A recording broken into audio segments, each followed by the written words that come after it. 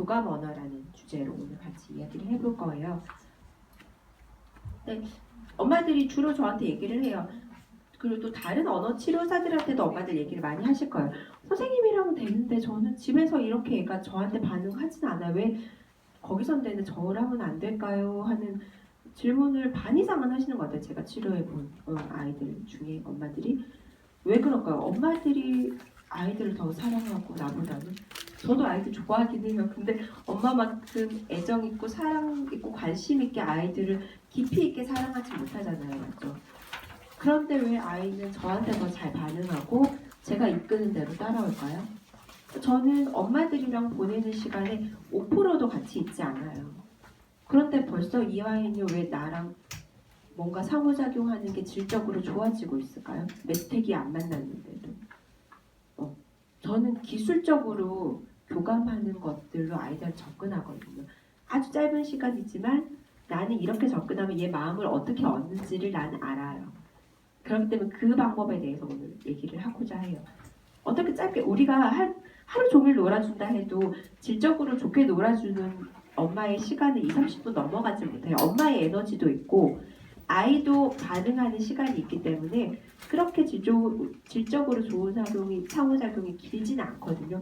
그렇다면은 그 시간 안에 나는 어떻게 이걸 해결해야 할까? 그런 고민들이 있을 거예요. 아주 자연스럽게 관계를 맺는 것들이 엄마가 가능하셔요. 저도 되도록이면 아이들이랑 되게 자연스럽게 관계를 맺으려고 해요. 시간이 걸리더라도. 그러면 내가 하는 말에 아이가 반응을 하고 내가 보는 것을 아이가 보고 아이가 보는 것을 제가 보기도 하고요. 뭔가 이렇게 소통하고 있다는 느낌이 들어요. 교감이라는 거는 이 사람의 정석, 느끼는 마음을 나도 같이 느낀다는 그것이 교감이거든요.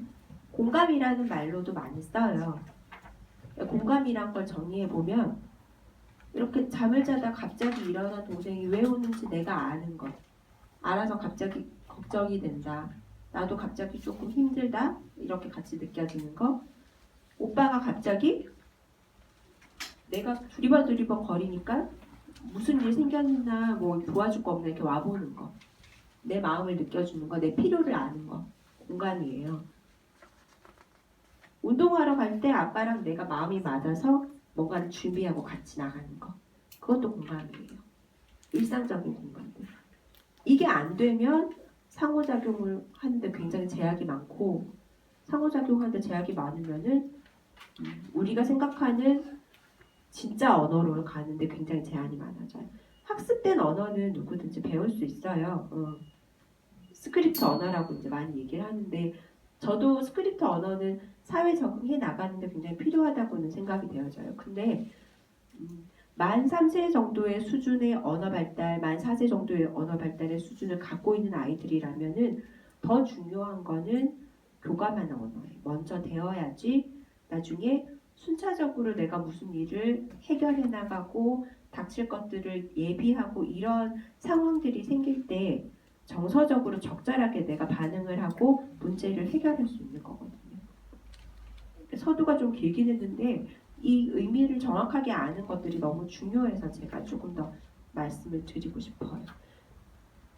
감정이나 정서는 인간 모두가 가지는 것들은 유기적이고 비슷비슷해요. 그렇기 때문에 심리 발달이 있는 거고 정서 발달이 있는 거고 발달의 순서라는 게 있는 거거든요. 그렇기 때문에 그냥 제가 책에서 본 그런 것들이 아니라 제가 직접 아이들이랑 치료하면서 생각하고 입증된 사실에 근거한 그런 교감을 오늘 진짜 배워볼 거예요. 교감을 한다는 건 이제 공감을 한다는 것과 비슷한데 공감을 해준다는 거는 엄마들 생각하기에 애가 원하는 욕구를 들어주는 거라고 단순하게 생각하는 경우가 있어요. 안 속상하게 해줘야지, 안 울게, 안 짜증나게 들어줘야지, 지금 즐겁게 해줘야지. 즐겁게 해준다는 건 공감이 아니라 정서를 즐겁게 그냥 해주는 것 정도이지 나중에 어떠한 문제들이 외부에서 발생했을 때 대처 능력을 낮추는 거예요. 그래서 우리가 훈육을 필요로 한다고 얘기를 해요. 왜냐하면 적절하게 살아가는 방법이나 예절이나 그런 문제 해결 능력을 가르쳐주기 위해서. 되게 배현쌤이랑 저랑 접근하는 스타일이 약간 다르긴 하거든요. 가끔 설전을 하기도 하는데 그러니까 저는 사실은 그 발달의 최고 정점이 언어라 생각보다 나는 언어가 중요하다 생각해요. 나는 언어 치료사니까. 나는 그렇게 생각해 왜요? 이러면서. 그런데 언어는 즐겁지 않으면 안 나와요. 내가 동해야지 이 사람한테 말을 하고 싶지. 화나고 짜증나거나 이럴 때 물론 욕구를 말할 수 있지만은 나 자신을 그대로 전달하기 굉장히 제약이 많아요. 그리고 발전적이지 않고 이 사람이 하는 말을 별로 듣고 싶어 하지도 않거든요. 근데 저는 무조건 재밌어야 한다는 주의예요. 실제로 막 밖에서 짜증 나더라도 이제 내 수업 받고 들어왔다 나간 아이들이 다 웃고 나갔으면 좋겠어요. 그게 제 기본적인 마인드거든요. 전 제 생각은 그래요. 그런데 그런 공감만 해줘요. 밖에 나가면 통제가 안 돼요. 다 들어줘요. 그러면 버릇이 없어요. 그거 사이에서 계속 고민하는 거예요. 그래서 교육이 필요한 거고요. 그렇기 때문에 엄마들이 해줘야 되는 역할은 뭘까요? 균형적인 거. 진짜 어렵죠? 그럼 나는 치료사만큼 공감도 잘해줘야 되고 특수교사만큼 훈련도 잘하고 훈육도 잘해야 돼. 이런 생각을 하게 되는 거죠.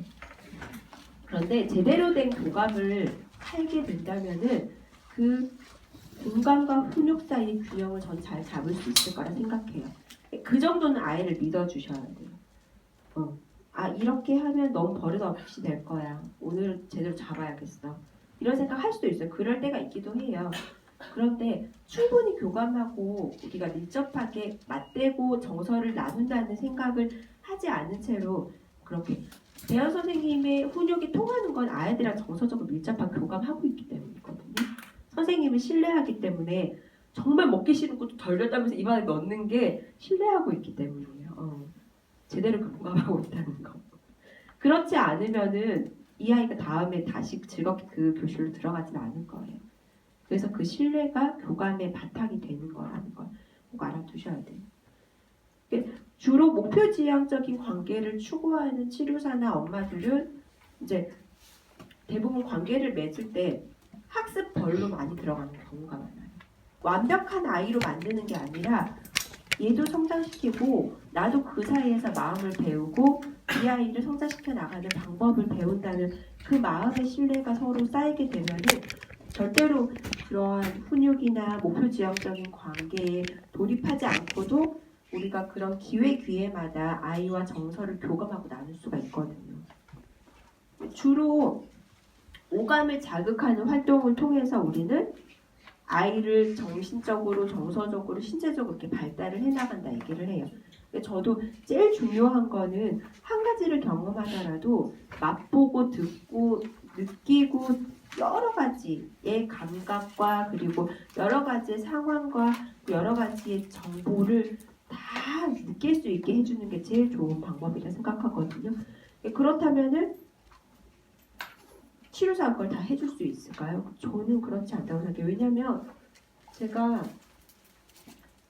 얼마나 그 아름다운 해질녘의 가을 하늘을 아이들과 볼 시간이 몇 번이나 되겠어요. 그걸 느낄 수 있는 시간이. 저는 1년, 2년 치료해도 그렇게 가을 저녁에 해지는 풍경을 아이들과 볼 수가 없어요. 그런데 엄마들은 다양한 걸 보고 느끼고 함께 할 수 있는 시간들이 너무 많잖아요. 그게 다 알려줄 수 있는 기회거든요. 학습시켜줄 기회가 아니라 알려줄 수 있는, 내가 느낀 걸 나눌 수 있는 기회인 거예요. 그런 기회들을 놓치지 않고 꼼꼼히 가야 된다는 거예요. 감정적인 소용돌이 안에 있었을 것 같아요. 저도 여러 번 봤지만 볼 때마다 다른 감정으로 사실 봤거든요. 감정이란 거는 누구나 가지고 있지만은 두드러지는 감정이 기질로 드러나기 때문에 두드러지는 감정을 잘 체크하고 제어하게 도와주어야지만 적절한 기질로 적절한 문제 상황에 해결을 할 수 있는 거거든요. 3, 4살 무렵이면 성격이 형성이 된다고 제가 얘기를 했어요. 성격이 잘 형성되어야지 대처하는 능력이 좋아지기 때문에 지금 여기에 있는 만 4세, 5세 되는 아이들의 시기는 굉장히 중요하다고 할 수 있어요. 그래서 아마 제가 교감 언어에서 기질의 문제를 좀 더 깊이 다루고 그냥 아이의 발달 수준이니 장애 특성이니 이런 걸 다 내려놓고 그냥 아이의 기질로만 봐요. 감정이 어떤 것들이 두드러지는지만 오늘 같이 얘기하도록 해요.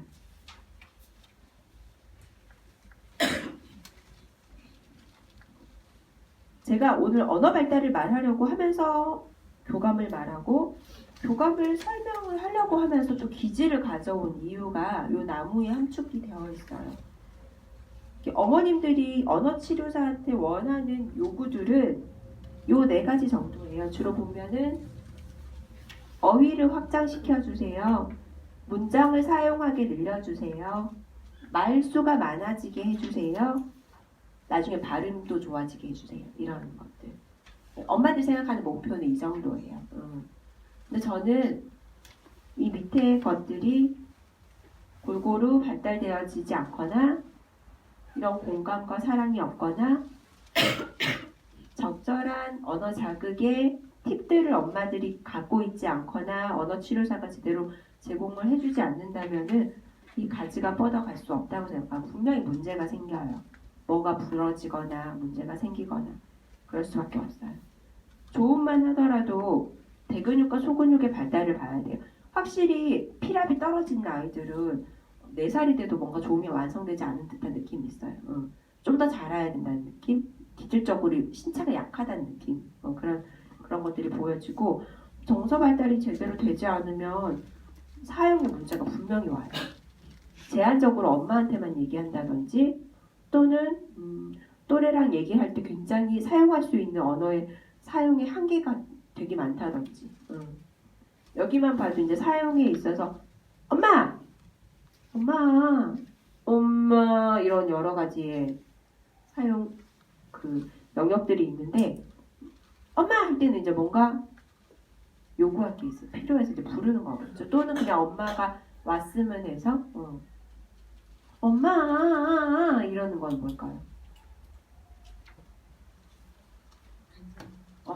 간절하거나 공감해줬으면 하거나 날 좀 보듬어줬으면 할 때 여러 가지가 있겠죠. 같은 욕구라도 이렇게 부르는 애가 있고 이렇게 부르는 애가 있고 이렇게 부르는 애도 있어요. 엄마 이러면서 그렇게 부르는 애도 있어요. 근데 이렇게 한 단어로 여러 가지 사용이 있는 애도 있는가 하면은 굉장히 제한적으로 사용에 있어서 주세요만 한다든지 굉장히 제한적인 사용을 보이는 아이들도 있어요. 그렇다면은 계속 이렇게 주입만 하면 될까? 이 상황에서는 너는 이렇게 얘기하는 게 모두가 듣기에 적절해. 이렇게 해서 이걸 외우고 저 상황에서는 이 상황에서 얘기하는 게 적절해. 상황적인 언어를 배워요. 이렇게 막. 그러면은 이 아이가 여기 안에서는 하는데 밖에 나가서 또 못했다는 얘기를 결국은 듣게 될 거예요. 분명히.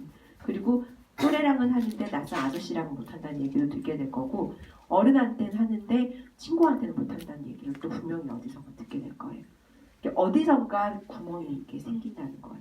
그렇기 때문에 이런 여러 가지 것과 즐거움과 자극과 공감들이 필요하다는 거거든요. 이런 거는 언어치료사들이 엄마의 방향성을 알려줄 수 있는데 이걸 다 해주지 못해요. 치료사나 교사나 누구든지. 그렇기 때문에 아빠와 나누어서 함께 뭔가를 해야 돼요.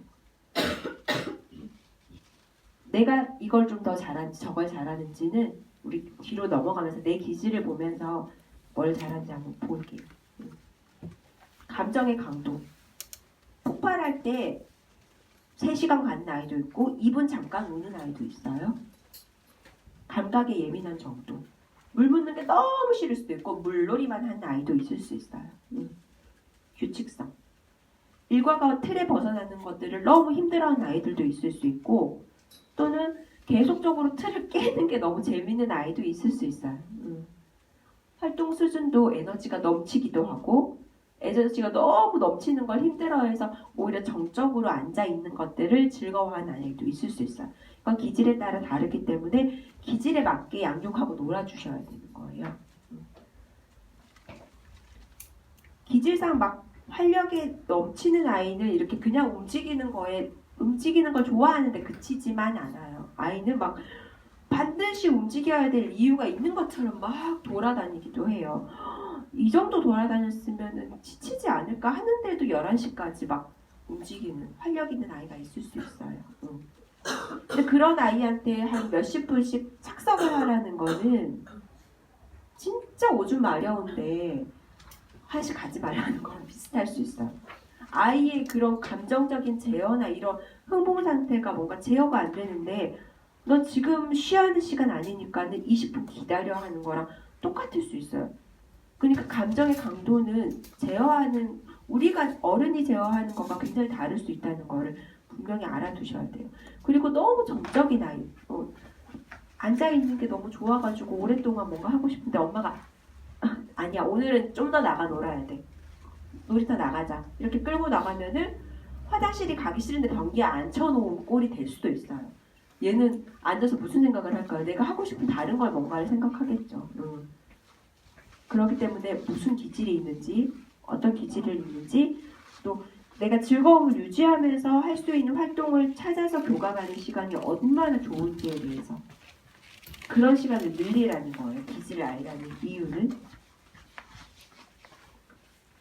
여기 보면 내향적인 아이와 외향적인 아이가 있어요. 보시면 여기 내향적인 아이는 실제 행동하기 전에 관찰을 하고요. 혼자 또는 편한 사람과 놀기를 좋아하는 경우 그리고 여러 사람과 오래 있으면 굉장히 힘들 수도 있고 개인적인 공간을 원해요. 놀이를 할 때 그런 경우가 있고요. 그리고 낯선 사람 앞에서는 절대 입을 열지 않는 경우가 있을 수 있어요. 내 감정이 잘 보이지 않기도 하고요. 얘가 무슨 생각을 하는지 아니면 어떤 감정을 가지는지 잘 파악하기 어려운 경우 있고 집에 온 손님들을 경계하는 경우 있어요. 저희 아이는 여기에 해독해요. 많이 경계. 자주 본 사람도 식구가 아니면 좀 경계하는 편이에요. 내향적이에요. 확실히. 근데 저랑은 놀 때 물론 잘 놀죠. 그렇지만 기질적으로 제가 봤을 때 내향적인 아이인 것 같아요. 놀이를 할 때 혼자 있는 시간이 꼭 필요하고 자기의 범주를 들어오는 거 별로 내키하지 않고 이렇게 있어요. 자기만의 공간. 굉장히 좋아하고 건드면 안 되는 그런 공간들. 근데 저는 제가 아기 어린이집을 5개월 때부터 보냈거든요. 그래서 사실 기질에 대해서 확신을 가지는 게 물론 저랑도 시간을 많이 보내지만 어린이집에 주로 많이 있어요. 사실은 일주일을 통틀어 보면 어린이집 반, 집에서 반일 거예요 아마 활동하는 시간은. 그런데 굳이 그렇게 알려주지 않았음에도 불구하고 자기 거를 손대는 거에 대해서 너무 폭발적으로 싫어하거나 이런 기질이 있어요. 개인 것을 원한다는 거예요. 근데 막 나눠주고자 하는 아이도 있어요. 내 거 있으면 나 이거 어린이집 가서 나눠줄 거야. 그게 너무 좋은 아이도 있거든요. 그게 즐거움이고 외향적인 아이예요. 사람이 많으면 신나고 사람 많은 곳에 일주일에 매번 좀 가줘야 돼. 그래야지 에너지가 좀 풀려. 자기 생각을 지금 당장 말해야 돼서 뭔가 경계 없는 아이처럼 보일 수도 있어요. 얘 왜 이렇게 자기 혼자 즐거워하지? 감정이 너무 넘치는 것 같지? 오버하는 것 같지? 이런 느낌이 들 수도 있고 또 방에 혼자 있으려면 싫고 엄마랑 자꾸 있고 관계 맺고 싶어하고 막 그런 생각을 표현해요. 쉽게 감정이 드러나서 슬픈지 기쁜지 화가 났는지 금방금방 알 수 있고 친구들한테 불쑥 자기 감정을 얘기하기도 해요. 그리고 잘했는지 자꾸 확인받으려는 욕구가 아직은 안 보일 수도 있지만 외향적인 사람은 분명히 그러거든요. 그것도 이제 기질적으로 알아놓으면은 자꾸 칭찬을 해줘야지 더 잘하고 혼을 내면은 굉장히 좌절하고 이런 것들이 쉬워지기 때문에 그런 기질을 잘 알아둬야 돼요. 우리 아이 내향적인 것 같아요. 한번 손 들어볼까요? 100% 내향이다. 너무 부끄러워해. 사람 앞에 가면 입이 쭉 나와 있어. 이런 애들. 근데 외향적인 아기들. 외향적. 움직여줘야 돼요. 즐거워하고 폭발적인 게 자주 드러나요. 뭐 이런 아이들. 어떻게 키워야 될까? 우리는 어떻게 해야 될까요? 에너지의 원천을 마련해줘야 돼요. 첫 번째는 이거예요.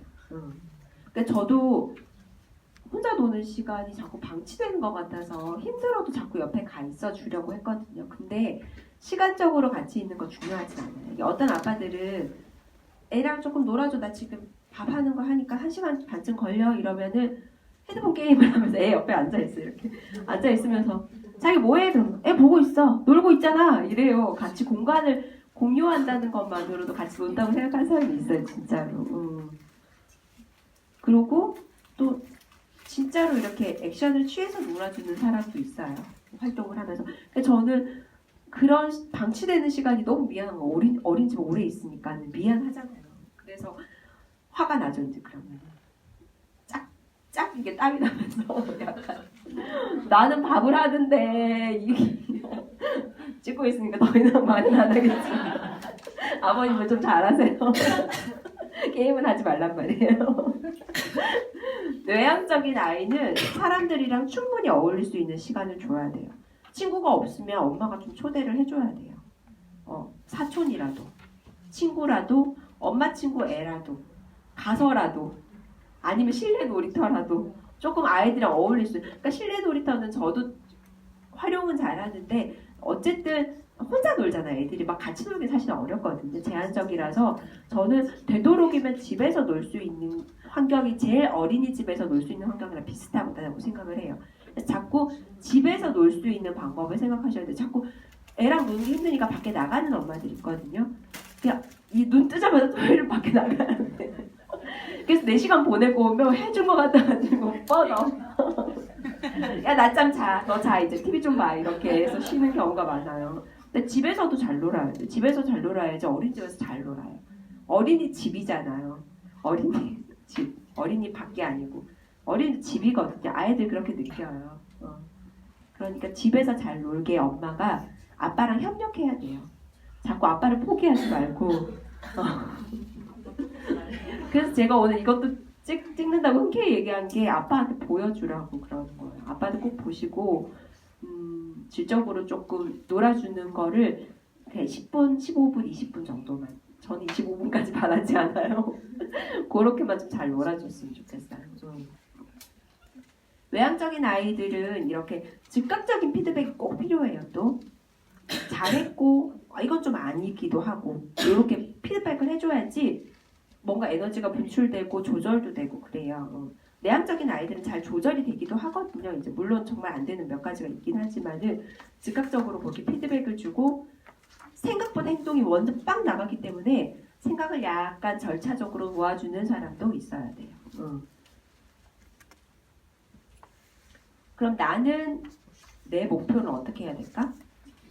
아이의 기질을 알면 어떻게 양육하고 어떻게 놀아줘야 되는지 아는데 나나 남편의 기질을 알게 되면은 우리 가족이 아이의 발달을 위해서 나가야 될 길이 보이거든요.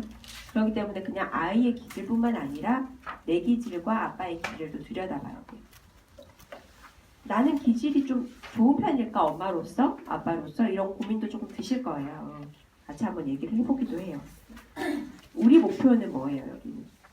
폭발하거나 우울해하지 않고 아이랑 건강하게 관계를 형성하는 거. 마침 오늘 제가 아침에 폭발을 할 뻔했거든요. 저도 되게 감정적으로 별로 요동치지는 않는 사람인데 시간에 쫓기는 게 되게 싫어요. 저는. 오늘 창원이 어머니가 되게 일찍 오셨어요. 항상 지금 벌써 3번째인데 20-30분 일찍 오시거든요. 교육열을 좀 더 받아야 될까봐 미리 오시는. 그런데 저는 제일 싫어하는 게 시간에 쫓기고 시간이 늦게 오는 게 제일 싫어요. 그거는 뭔가 좀 변할 수 없는 저만의 기질인 것 같고 왜 그런지 저도 모르겠어요. 그쵸? 우리 모르죠. 그런데 아침에 이제 저는 목요일마다 아이를 어린이집에 제가 하루 종일 케어를 해야 돼요.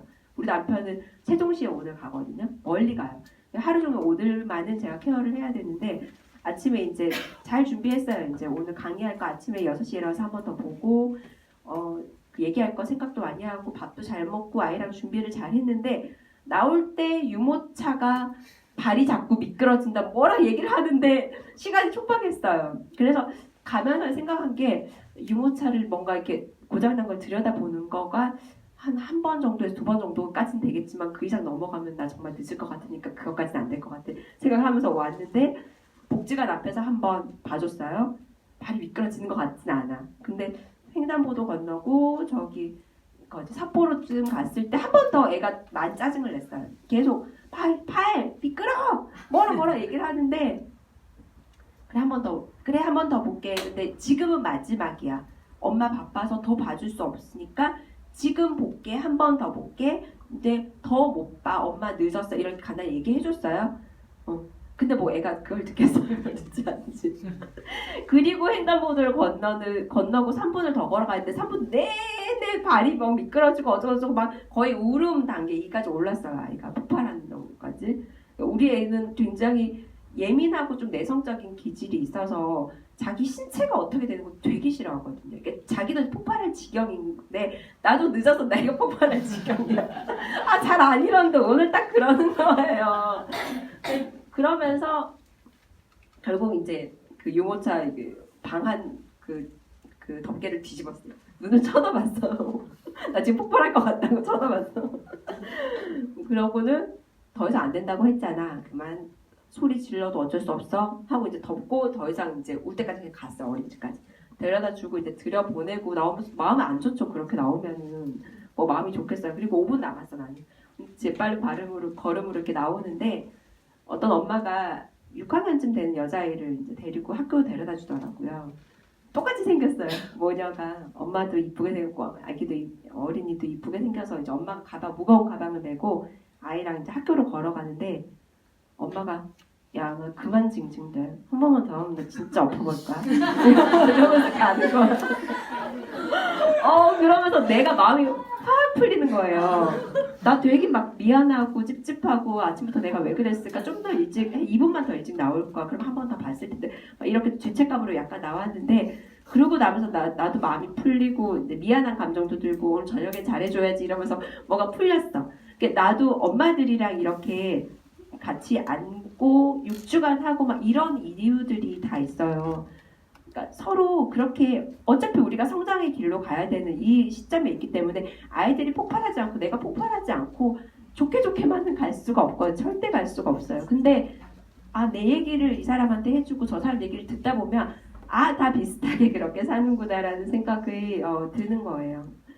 그러면서 그렇게 시간을 같이 즐겁게 보다 보면은 아이가 이만큼 커 있고 나도 이만큼 커 있고 그런 거거든요. 그러니까 절대 혼자라 생각하지 말고 저든 엄마들이든 친구들이든 학교의 학부형 엄마들이든 같이 좀 얘기를 하고 힘든 거 얘기하고 그러니까 저도 물론 우리 아이랑 비슷해서 내성적이에요. 잘 얘기하지 않고 친한 사람들이랑만 얘기를 하는 편인데 그렇게라도 잠시나마 공감을 얻으니까는 굉장히 마음 편안하고 오면서 되게 마음이 좋았어요. 즐겁게 왔어요. 그랬거든요.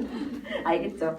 내 기질도 알아. 나 되게 폭발 잘 안 하는데 폭발하면 정말 끝없이 폭발하거든요. 안 건드려 됐을 걸 이제 건드려지는 거죠. 이제 그런 것들을 이제 어떻게 우리가 좀 잘 되도록이면 그런 상황을 만들지 않고 우리가 건강하게 관계를 형성할 수 있을지에 대해서 진짜 이제 본격적으로 볼게요.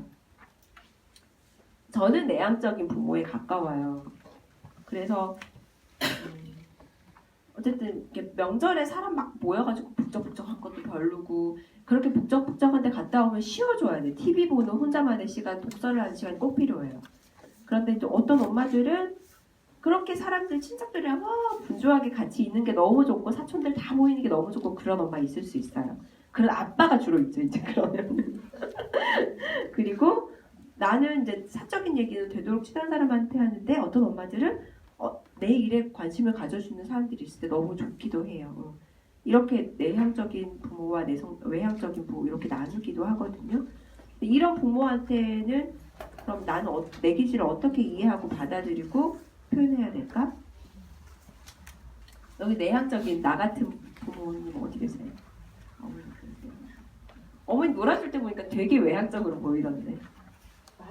많이 바뀌었어요. 원래 같이 있는 것도 싫어하고 싸우는 것도 싫어하고 애랑 있을 때도 먼저 일부터 하고 그런 식이었는데 전혀 치료받기 전에 많이 바뀌었어요. 진짜 많이 바뀌셨어요. 솔직히 엄마를 만나서 대한 것이 되게 얘기하면 서로의 얘기하면 완전 너무 얘기를 많이 하고 얘기하면 좀 후련한 것 같아요. 그래요, 확실히. 그러니까 저 집 얘기도 듣고 내 집 얘기도 나누고 이러다 보면은 비슷비슷하구나라는 게 많이 얘기를 하죠. 그쵸. 맞아. 내가 드러내는 만큼 상대도 드러내긴 하거든요. 그러니까 내가 하나 내줘야지 그쪽도 하나 내주기 때문에 맞아 그러지. 근데 우리는 이미 이렇게 사실 기질 거의 결정됐다고 보면 돼요. 거의 바뀌지 않아요. 12세에서 15세 이상으로는 기질이 거의 바뀌지 않거든요. 네, 그렇다면은 나 어떻게 내 기질을 잘 다뤄야 될까는 모두의 가치를 잘 인정해주고 나는 나대로의 장점이 있어. 저는 그래서 되게 책을 잘 읽어줘요. 앉아있는 게 좋기 때문에. 난 책을 또 많이 읽거든요. 서점에 3번씩 가고 4번씩 가고 너무 좋아해요. 틈만 나면 서점 가는 게 좋기 때문에 우리 아이한테 좋은 책을 많이 소개해 줄 수 있는 장점이 있어요. 그런 기질이 있을 수 있고 외향적이기 때문에 우리 아이의 에너지를 내가 다 끌고 밖으로 나갈 수도 있어요. 너무 부럽기도 해요. 그런 엄마들이 있으면. 여기는 안 오셨는데 저희 아동발달 지원 서비스하는 선생님은 담당 선생님은 아이도 굉장히 에너지가 많은데 엄마도 에너지가 많아서 데리고 다니는 거 보면 너무 신기하고 또 다른 집이랑 어울리는 거 보면은 내가 아이한테 잘못하는 것 같고 죄책감도 들고 저 집 아이는 행복하겠다 저렇게 다니면 이런 생각도 드는데 그냥 나는 내 나름의 인정하고 가치를 매겨주기로 했어요. 그냥 나는 그렇게 물론 이렇게 안 데리고 나가는 건 아니지만은 그렇게까지 에너지 넘치게 내 기질을 막 뒤엎을 만큼 그렇게 해주지 못하겠어요. 그렇게 한다면 내가 별로 즐거울 것 같지는 않아요. 분명히 지칠 것 같고 대신에 더 좋은 게 있다면 이제 달라서 진짜 싫었는데 이게 남편이 나가는 걸 좋아하니까는 맡길 수 있다는 그런 거 진짜 다르거든요. 돌아다니는 걸 너무 좋아하고 저는 앉아있는 사무직이 너무 좋은데 이 사람은 앉아서 일하는 걸 이해를 못하는 사람이에요. 그러니까 다르니까 애를 데리고 나가줄 수 있다는 거. 그러면 그 사람의 가치를 인정할 수 있겠죠. 남편의 가치를 인정하게 되고 또 다른 가족의 가치를 인정할 수 있게 되겠죠.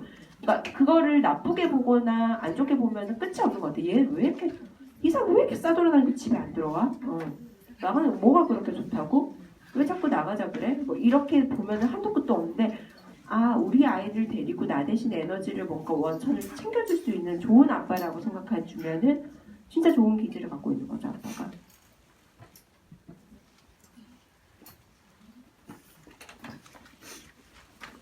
저희가 한 5분만 쉬어볼게요, 어머님들. 5분만 쉬고 같이 얘기를 좀 나눠볼게요.